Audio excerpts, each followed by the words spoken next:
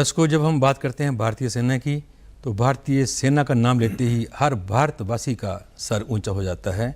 बच्चे बच्चे के रोंगटे खड़े हो जाते हैं कि भारतीय सेना में इतना दम है और इतनी वीरता भरी हुई है और नस नस में जो भारतीयता उभरती है। बहुत से मौके ऐसे आते हैं जब हम भारतीय सेना पे मान करते हैं। जब हम करगिल की बात करते हैं तो करगिल में ऐसा एक मकाम हासिल किया भारतीय सेना ने, जो दुनिया की जो सेना थी वो हैरान हो गई कि ऐसे दुर्गम इलाके, वहाँ पहुँचना मुश्किल और दुश्मन जो हमारे इलाके में आ चुका था, घुसपैठ कर चुका था, उसको भगाना, फिर उसको मार भगाना और उसके ऊपर विजय प्राप्त करना, ये बहुत बड़ी बात थी। बहुत से ऐसे इंस्टांस हैं, मौके हैं जब हम बात करेंगे, लेकिन आज एक बड़ा सौभाग्य की बात है कि हमारे पास 2 आर्मी जनरल जो हाईली डेकोरेटेड हैं मेरे साथ बैठे हैं।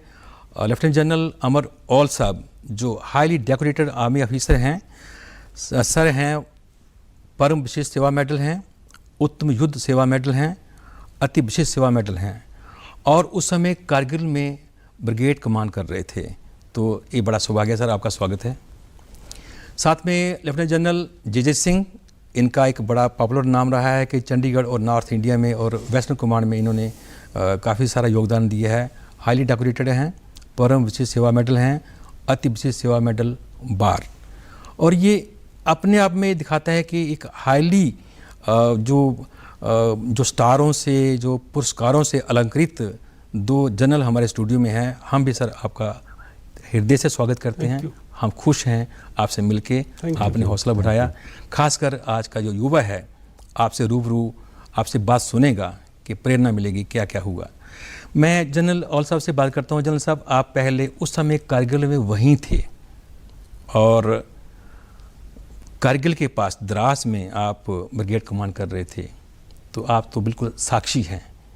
सर ये बताएं कि ये कैसे मालूम हुआ कि वो हमारे इलाके में आ चुके हैं, जो हमारी हिल पे उन्होंने घुसपैठ की है, कैसे मालूम हुआ? सबसे पहले तो मैं बहुत आभारी हूँ कि आपने मुझे बुलाया आज कारगिल दिवस के 21वें दिवस में जी। और द्रास में मैं भी बहुत ब्रिगेड कमांड कर रहे थे। खुश हूँ कि मुझे मौका मिला था कि मैं अपने सर्विस के दौरान ऐसे जंग में हिस्सा ले सका।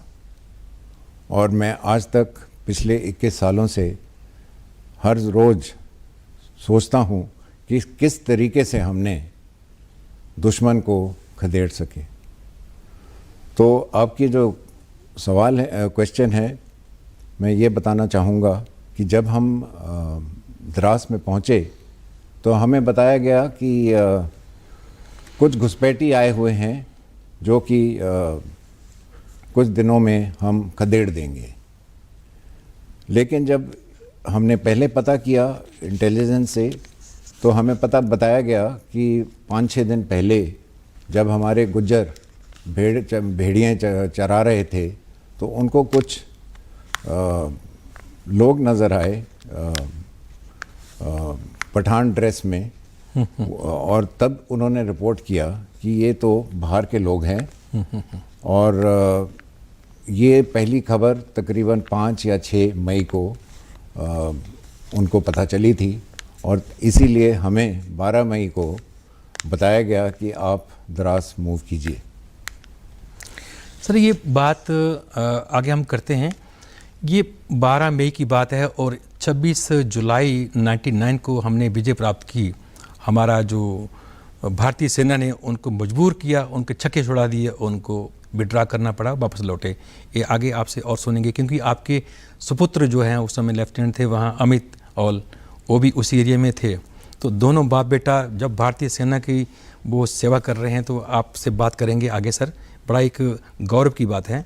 आप ये बताएं कि जो कारगिल का युद्ध हो और चाहे 47 की बात हो, पाकिस्तानी इंट्रूडर आए और जब महाराजा हरि सिंह का टाइम था तब वो 21 अक्टूबर 47 को उन्होंने वहाँ बारामूला से एंटर किया। फिर भारतीय सेना तब नहीं थी, जम्मू कश्मीर की जो सेना थी महाराजा हरि सिंह की, जैक राइफल जिसका आजकल नाम है, बड़ी कम संख्या में थी। वो गए, उनको रोकना था, लड़ाई तो कर नहीं सकते थे रोकने में।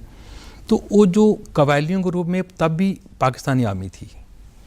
अब देखिए, अब जो चाइना वाला हुआ, चाइना वाले आगे, तो सारा अटैक है जम्मू कश्मीर के ऊपर। अब क्योंकि ये यूटी बन गई है, लद्दाख अलग बन गई है, जम्मू कश्मीर अलग हो गई है, लेकिन तब जम्मू कश्मीर स्टेट एक ही थी। अब मैं बात करता हूँ कि किसी न किसी रूप बदले हैं, लेकिन काम वही हो रहा है। हमारे जो दुश्मन हैं सीमाओं पे घुसपैठ कर रहे हैं, किसी रूप में कर रहे हैं। अब ये दोनों, अब कारगिल और लेह जो है एक यूटी है लद्दाख वाली, उस पर बात करते हैं। चाइना वाला भी अभी अभी जो हुआ है और जो कारगिल में हुआ है, आप इसके बारे में क्या कहेंगे? देखिए, सबसे पहले मैं आपका बहुत आभारी हूँ, आपने मुझे ये मौका दिया कि इतने ऐतिहासिक, इतने मुबारक दिन हम अपने योद्धाओं को याद कर सकें। और मैं आपको भी मुबारकबाद देता हूँ कि आपने इतना अच्छा ये प्रयास किया है ताकि हम लोगों तक ये संदेश लेकर जा सके। आप सही कह रहे हैं कि 47 में एक कर्नल तारिक के नीचे कुछ कबायलियों को तैयार किया गया, 1965 में भी किया गया यही कार्रवाई, और उनको कुछ ऐसे नाम दिए गए जिसको गलत धर्म के साथ जोड़ा गया। और फिर यही कार्रवाई दोबारा कारगिल के टाइम पर, और उनको नदर्न लाइट इन्फेंट्री के जवानों को, जो कि शिया धर्म से, शिया उससे फेथ से बिलोंग करते हैं, उनको लेकर आए और उनको ये रूप दिया। पर ऐसा नहीं था कि पाकिस्तान की फौजें नहीं थी। जो पाकिस्तान का निशाने हैदर जीतने वाला करनाल शेख था वहाँ पर, वो सिंध रेजिमेंट का था, एसएसजी के कमांडो भी लगे हुए थे वहाँ पर। तो पाकिस्तान का हाथ तो बिल्कुल उसमें पूरी तरीके से था। और आपका ये कहना भी सही है कि अगर हम लद्दाख के केंद्र शासित प्रदेश को देखें, यूनियन टेरिटरी को, तो वो दो भागों में है। एक तरह से कारगिल जो पाकिस्तान की तरफ देखता है, वहाँ पर ये भी घुसपैठ हुई, और अभी गलवान, पेंगोंग सो और देपसांग के इलाकों में ऐसा हुआ है। तो इलाके बहुत दुर्गम हैं, वहाँ पर कोई इतनी फौजें नहीं लगी हैं, ना वहाँ पे कोई आबादी है। तो वहाँ पर तो सिर्फ चरवाहे जाते हैं या गुजर जाते हैं, गडरिए जाते हैं। तो इलाकों के ऊपर पेट्रोलिंग से ही कंट्रोल किया जाता है, और उसमें एक दूसरे के ऊपर भरोसा किया जाता है, क्योंकि कुछ समझौते किए जाते हैं। हमने चीन के साथ बहुत सारे समझौते किए हुए, और एक पद्धति, एक प्रणाली बनाई हुई है, उसके तरीके से हम पेट्रोलिंग करते हैं। तो अगर कोई चीन जैसा इतना बड़ा देश, इतने सालों की 22 बार हम उनसे वार्ता कर चुके हैं, इतने हमने एग्रीमेंट किए, 93, 96, 2003, 2005, 2006, 2013, इतने एग्रीमेंट किए हैं इसके ऊपर, और उसके बावजूद इस तरीके से आप धोखा दे दें तो हुआ है ऐसा। लेकिन अब हमारी सेनाएं वहाँ पर लग चुकी हैं। हमने अपना वहाँ पर, जैसे जन साहब बता रहे थे कि कारगिल में भी जन साहब कश्मीर की घाटी से वहाँ पहुँचे, तो इस तरीके से हमने अपना वहाँ पर शक्ति को बढ़ा लिया है। और हमको इस बात से विश्वस्त रहना चाहिए कि हमारी सेनाएं अब वहाँ पर मजबूत हैं और वो स्थिति का कंट्रोल ले रही हैं, और हमें इसके ऊपर ज़्यादा धैर्य जरूर रखना चाहिए। धैर्य तो हम बहुत रख रहे हैं। हमारी आर्मी जो है वो भी उनको सबक अच्छी तरह से वो सिखाती है और नाखों चने चबाती है, लेकिन वो जब दुश्मन ढीठ हो तो उसने तो घुसपैठ करनी है अपनी वो। लेकिन जब हम सर बात करते हैं कि कारगिल की बात है, ऐसा दुर्गम इलाका, और इस ऊंचाई पे हम लोग वहाँ गए हैं, ऊंचाई पे जाना, और फिर दूसरी तरफ पाकिस्तान को जो हमारी तरफ आ भी चुके थे उनको धकेलना, तोपों की फायरिंग भी, बड़ा गोले उछता हुआ, कई बार सही माने वो टारगेट पे नहीं पहुंचते हैं। तो सर उस समय ऐसी स्थिति में किस तरह से आपने सारी जवानों को मोटिवेट किया, आपने कैसे कमांड किया ताकि टारगेट तक पहुंच सकें? पहले तो मैं ये बता दूं कि जैसे ज़मीन है उधर, ये सोचा गया था कि ये इलाका, इस इलाके में तो कभी दुश्मन आ ही नहीं सकता है, इतनी मुश्किल इलाका है ये।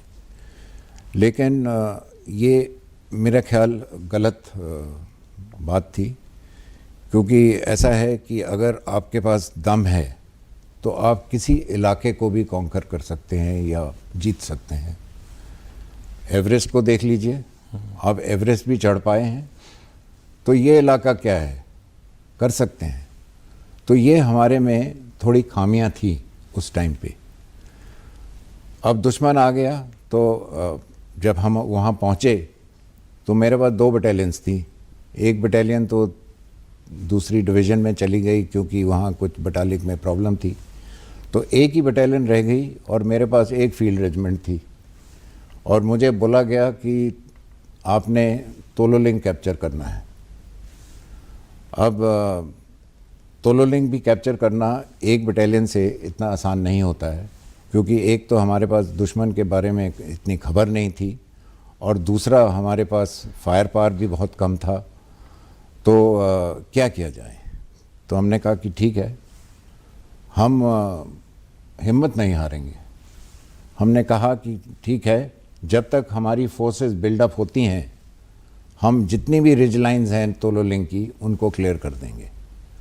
और तकरीबन 28-29 मई तक हमने पूरी रिज लाइन्स क्लियर कर दी। 4 काउंटर अटैक भी मारे, जिसमें एक मेजर अधिकारी शहीद हो गए और मेजर विवेक गुप्ता शहीद हो गए। और इसमें हमने बहुत कोशिश की, लेकिन दुश्मन के जो रीइंफोर्समेंट्स पीछे से आ रही थी वो आती रही, तो हम कुछ नहीं कर पाए। तो हमें थोड़ा वेट करना पड़ा कि रीइंफोर्समेंट्स हमारी बिल्ड हो जाए, फायर पावर आ जाए। और हमने इनको मोटिवेट करते रहे कि आप फिक्र मत करो, हम ज़रूर इनको खदेड़ेंगे किसी ना किसी तरह।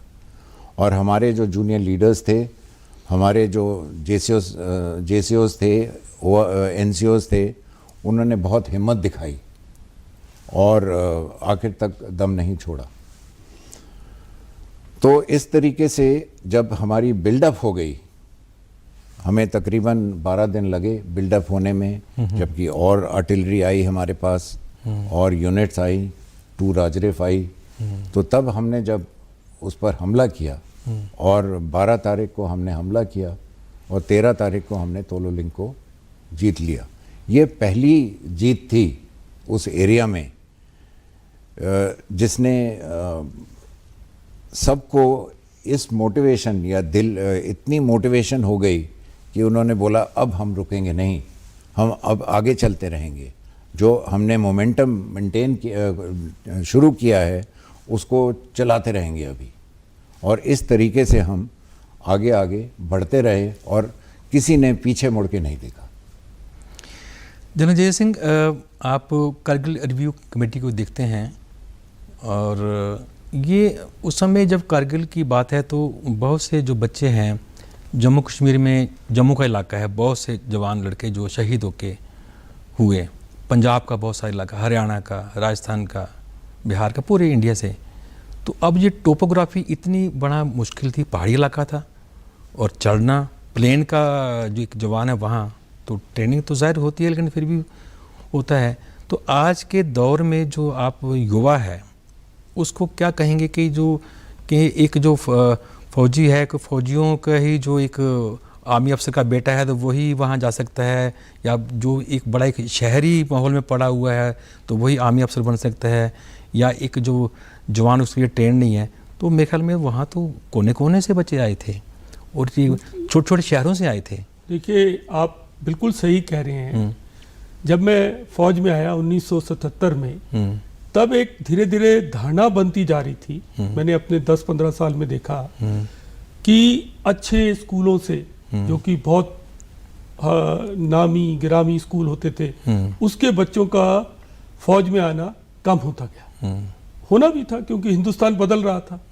तो अब जो बच्चे आ रहे थे वो सैनिक स्कूलों से आ रहे थे, छोटे छोटे कस्बों से आ रहे थे। मतलब इंडिया की बजाय भारत के बच्चे अब फौज में आ रहे थे और सवाल उठाए जा रहे थे कि ये तो इस स्कूल का नहीं पढ़ा, मैं स्कूलों का नाम नहीं ले सकता, नहीं तो नाराज हो जाएंगे मेरे से, पर उस तरह के नाम लिए जाते थे। तो अब आप देखिए, पालमपुर वहां के विक्रम बत्रा पंजाब यूनिवर्सिटी के पढ़े हुए हमारे इलाके के। और उसके बाद एक और बड़ी मजेदार चीज, उनको परमवीर चक्र मिला। मनोज पांडे जो कि लखनऊ के छोटे से परिवार से संबंधित थे, उनको परमवीर चक्र मिला। क्लिफर्ड नोग्रुम जो कि नॉर्थ ईस्ट से थे, कैंगरूस जो कि नागालैंड से थे, हनीफुद्दीन जो कि छोटे से गांव के बच्चे पड़े हुए थे, और सोनम वांगचुक वहीं के लद्दाख के रहने वाले। तो इस तरह के मतलब बहादुर वहां निकल कर आए युवा अफसर, उन्होंने लीड किया। और हिंदुस्तान की फौज की एक बड़ी चीज़ है कि अफसर आगे से लीड करते हैं। कारगिल की एक बड़ी मिसाल दी जाती है कि विक्रम बत्रा जब जा रहे थे तो उनके साथ उनका बडी था, तो उन्होंने बडी को बोला देखो, और वो जवान है, कि तुम रुक जाओ, तुम्हारे बच्चे हैं, मुझे आगे जाने दो। मतलब अफसर का आगे जाना, खतरा मोल लेना, अपने बडी को बचाना, ये सब चीज़ें एक बड़ी मैसेज देती है हमारे युवाओं को। और कोई भी कहीं से भी हिंदुस्तान की फौज में जा सकता है, अच्छा अफसर बन सकता है। मैं खुद एक रूरल एरिया से आया, तो मेरे को इस बात से बहुत गर्व होता है, बहुत अच्छा लगता है कि हमारा जो भारत का युवा है वो हमारी फौज में एक अच्छा काम किया, उसने एक अच्छा नाम कमाया, और इस बात को एकदम ख़त्म कर दिया कि आपको किसी खास स्कूल में पढ़ना होगा, किसी खास जगह से आना होगा, आप कहीं से भी आ सकते हैं। अच्छी ट्रेनिंग होती है। देखिए यूनिटेड ट्रेनिंग ही ऐसी देती है कि उस ट्रेनिंग में आदमी कोयले को भी हीरा बना देते। सर आप दोनों जनरल, लेफ्टिनेंट जनरल की बहुत बड़ी पोस्ट है इंडियन आर्मी में। अब चीफ ऑफ आर्मी तो एक ही बनना है जी, लेकिन लेफ्टिनेंट जनरल बनना बहुत बड़ी बात है, उन्हीं में से एक चीफ बनना है। और दोनों आप हमारे स्टूडियो में हैं। जनरल औल आपका बेटे अमित औल तब वहीं थे, लेफ्टिनेंट थे, जो आजकल वो भी हाईली डेकोरेटेड हैं, कर्नल के रैंक पे हैं, सीनियर ऑफिसर हैं। तो जैसे युवाओं की हम बात करते हैं सर, तो यूथ आज के दौर में, और ख़ासकर पंजाब, हरियाणा, हिमाचल, जम्मू कश्मीर, बहुत से बच्चों ने करगिल में अपनी जो वीरता दिखाई है। तो आपका तो बेटा ही वहीं था। तो आज के यूथ को आप क्या कहेंगे कि आर्मी के बारे में? मैं तो ये कहूँगा कि अगर आपने अपने मान, शान, ईमान बढ़ाना है तो फ़ौज ही है जो आपको दे सकती है। और आजकल इतनी फैसिलिटीज़ हैं और इतना ईमान है फ़ौज में कि आप कुछ भी कर सकते हैं। अभी आप देखिए, जैसे जनरल के जे सिंह बता रहे थे कि हमारे जो यूथ आ रहे हैं अभी, वो पुराने ज़माने में क्या होता था कि हम शान के लिए फ़ौज को ज्वाइन करते थे, जैसे कि कर्नल भवानी सिंह हुए, कैप्टन अमरिंदर सिंह हुए जो हमारे चीफ मिनिस्टर हैं। लेकिन आज हमारे जो गांव के बच्चे हैं या हमारे लोअर रंग ऑफ सोसाइटीज़ के बच्चे हैं, वो बढ़ना चाहते हैं और अपने आप को ऊपर देखना चाहते हैं। वो हमको देखते हैं तो बोलते हैं कि मैं भी कल अफसर बनूंगा। सब सोच रहे हैं ये सब, और ये बहुत अच्छी बात है। और जैसे कि कारगिल में दिखाया गया कि आप कईयों को देख लो, जनरल के जे सिंह साहब ने तो बताया ही है, कल बलवान सिंह भी हैं जो PVC अम्बाला में रहते हैं, और भी कई लोग, राजेश अधिकारी का आपने अधिकारी है, मैंने बताया, विवेक गुप्ता है। अब ये सब हम्बल फैमिली के थे। और जैसे जब आप लड़ाई में जाते हो तो आपके दिमाग में यही रहता है कि मैंने अपने देश की बेइज्जती नहीं करानी है, मैं तो जीत के रहूँगा। देश की, अपने यूनिट की, अपने रेजिमेंट की, ये हमारा मज़हब है। कोई हिंदू, मुस्लिम, सिख, ईसाई नहीं होता है फ़ौज में। अपना मज़हब जो है वो हमारी रेजिमेंट है, सीधी बात है। तो आपने देखा ही है किस तरीके से ये लोग लड़े वहाँ। जूनियर लीडरशिप तो मैं तो कहता हूँ पार एक्सेलेंट थी उस टाइम पे, जिस तरीके से लड़े। अभी मैं आपको एक एग्ज़ाम्पल देता हूँ। थ्री पिम्पल्स के इलाके में जबकि विजयन थापर ने अटैक किया और बहुत हैवी शेलिंग और फायरिंग हुई, तो उनकी वो शहीद हो गए और उनका एक जेसीओ और 10 OR रह गए। अब वो जेसीओ था एक खाली कि साहब मैं क्या करूं?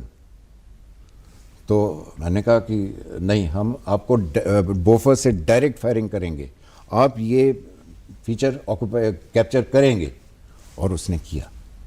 जनरल साहब आपकी तो बात ये में होता है। मैं कह रहा हूँ कि आपका बेटा भी वहीं थे अमित, और आप भी वहीं थे, क्या कोई मन में कुछ ख्याल आया कि हम दोनों बाप बेटा वहाँ हैं? अमित ने मेरे से बात तो की थी कि पापा मैं वहाँ जा रहा हूँ इस ऑपरेशन में।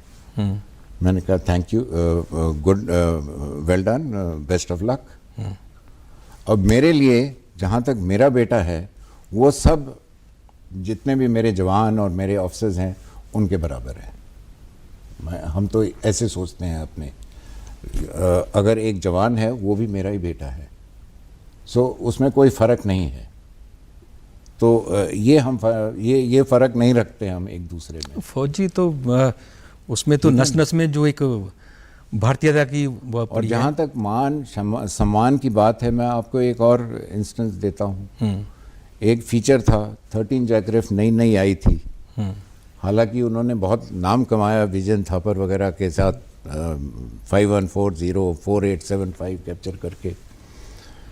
तो एक छोटी सी ऑब्जेक्टिव था 5140 से पहले।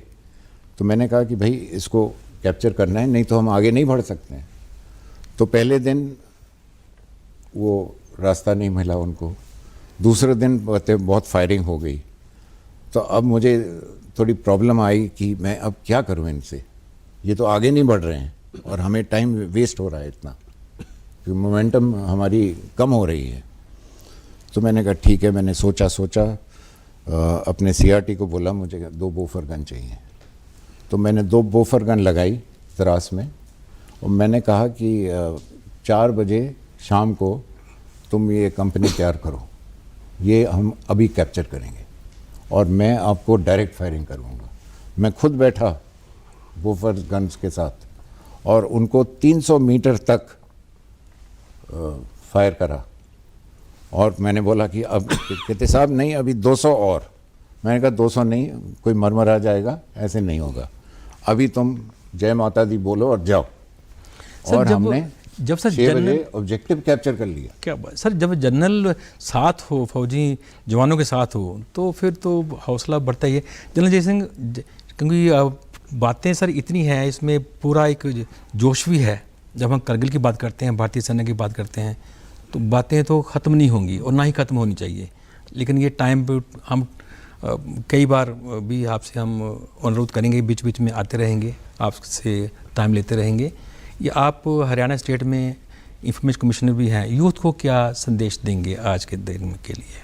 मैं युवा को यही संदेश देना चाहूँगा कि हर एक आदमी फौज में नहीं जा सकता। आपके मन में आकांक्षा हो सकती है, पर फौज में जाने के कुछ पैमाने हैं, हो सकता है आप उसको पूरा न कर पाए। लेकिन आजकल के ज़माने में सीमाएं केवल सीमा पे नहीं है। आतंकवाद की वजह से सीमाएं आपके कहीं भी आ चुकी हैं। पार्लियामेंट पे अटैक हो चुका है, अक्षरधाम पे अटैक हो चुका है, मुंबई में आतंकवाद हुआ। तो ये मान लेना चाहिए कि हमको आतंक के खिलाफ सबको तैयारी करनी चाहिए और हमको सबको जागरूक हिंदुस्तानी बनना चाहिए, सब सचेत रहना चाहिए। और हर एक आदमी को सिटीजन वॉरियर, जिसको मैं कहता हूँ नागरिक योद्धा, उसका ये मतलब नहीं है कि आप कानून अपने हाथ में ले लें, लेकिन आप सचेत रहें, अपनी एजेंसीज को बताते रहें और अपना योगदान देते रहें। मतलब जोश तो होना चाहिए, सब में होना चाहिए जोश। आजकल पूछते हैं हाउस द जोश, सब कहते हैं हाई सर, लेकिन जोश के साथ होश भी होना चाहिए। तो मेरा शॉर्ट मैसेज यही है कि आप सचेत रहें, जागरूक हिंदुस्तानी बने, नागरिक योद्धा का काम करें अपनी फील्ड में जहाँ भी कर रहे हैं। कोई ज़रूरी नहीं है फौज में, फौज की सपोर्ट आप सिविल एरिया में, अगर आप अच्छे टीचर बन जाते हैं तो भी आप फौज की सपोर्ट कर रहे हैं। सर, आर्मी ऑफिसर जाए तो आर्मी के बाद भी जब सिविल में आता है तो सिविल सोसाइटी में अपना योगदान देता है। जैसे आप दोनों जनरल लगे हैं सोसाइटी में, अपनी सेवाएं दे रहे हैं, लोगों को गाइड कर रहे हैं, लोगों का मार्गदर्शन कर रहे हैं। दर्शकों, आज हमने बात जो शुरू की है ये ख़त्म होने वाली बात नहीं है। भारतीय सेना की वीरता की जितनी भी आप गाथा गाते जाओ, दिल करता है कि और गाते जाए। इतना बड़ा लंबा सफ़र है, सर हमारा मस्तक ऊपर उठता है गौरव से जब भारतीय सेना की बात करते हैं। आप करगिल की बात है, विजय दिवस की बात है, बहुत से युद्ध हैं, 47 का, 65 का, 71 का, उसके बाद ना जाने कितने हमारे सीमा में दुश्मन आए, लेकिन भारतीय ने कभी भी पहले अटैक जानबूझ कर नहीं किया, बल्कि जिसने किया उसके छक्के छुड़ाए और उनको याद दिला दिया कि भारतीय सेना कैसी है। आज हमारे स्टूडियो में जनरल औल साहब थे और जनरल के सिंह थे। सर, आप दोनों हमें स्टूडियो में आए, आपने जानकारी दी, आपका शुक्रिया। थैंक यू, मेहरबानी। मेहरबानी।